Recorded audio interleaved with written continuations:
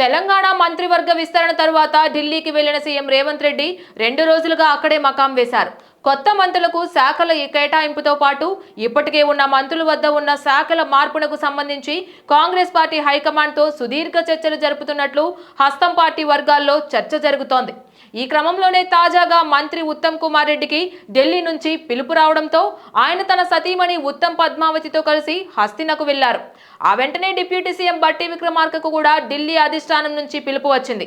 Cabinet sub committee భేటీలో ఉండగానే బట్టికి phone రాగా ఆయన కూడా ఢిల్లీకి వెళ్లారు. దీంతో అసలు ఢిల్లీలో ఏం జరుగుతోంది, మంత్రులకు శాఖల కేటాయింపు ఎలా జరగనుంది, వీటితో పాటు తెలంగాణకు సంబంధించి ఇంకా ఏమేం విషయాలపై చర్చిస్తున్నారు అనేది కాంగ్రెస్ శ్రేణుల్లోనే కాకుండా తెలంగాణ వ్యాప్తంగా తీవ్ర ఉత్కంఠను రేకెత్తిస్తోంది. తెలంగాణలో కొత్త మంత్రులకు శాఖలు కేటాయింపు అంశం తీవ్ర ఉత్కంఠ రేపుతోంది. ఈ విషయంలో హైకమాండ్తో చర్చలు జరిపేందుకు 2 రోజులుగా సీఎం రేవంత్ రెడ్డి 2 రోజులుగా ఢిల్లీలోనే మకాం వేశారు.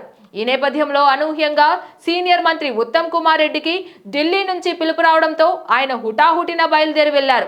అయితే మరో సీనియర్ నేత డిప్యూటీ సీఎం బట్టి విక్రమార్కకు కూడా అధిష్టానం నుంచి పిలుపు అందింది. బట్టి మంత్రుల సమావేశంలో ఉండగా ఫోన్ రాగా శాఖల మార్పుపై ఆరా తీసినట్లు తెలుస్తోంది. వెంటనే ఢిల్లీకి రమ్మని కబురు అందడంతో కాసేపట్లో బయలుదేరి వెళ్లనున్నారు. ఇటీవల తెలంగాణ మంత్రివర్గంలోకి మరో 3 ఎమ్మెల్యేలకు చోటు కల్పించారు. చెన్నూరు ఎమ్మెల్యే గడ్డం వివేక్ వెంకటస్వామి, ధర్మపురి ఎమ్మెల్యే అడ్లూరి లక్ష్మణ్, మక్తల్ ఎమ్మెల్యే వాకిటి శ్రీహరి ముదిరాజులు ఆదివారం మంత్రులుగా ప్రమాణ స్వీకారం చేశారు. అయితే వీరికి ఇంకా శాఖల కేటాయింపు మాత్రం జరగలేదు. ఈ నేపథ్యంలోనే కొత్త మంత్రుల ప్రమాణ స్వీకారం తరువాత ఢిల్లీకి వెళ్లిన రేవంత్ రెడ్డి అక్కడే 2 రోజులుగా ఉన్నారు. ఈ నేపథ్యంలోనే కొత్త మంత్రులకు శాఖల కేటాయింపు, టీపీసీసీ కార్యవర్గ కూర్పు, రాష్ట్రంలో కులగణన, ఎస్సీ వర్గీకరణ వంటి కీలక అంశాలను చర్చించనున్నట్లు తెలుస్తోంది.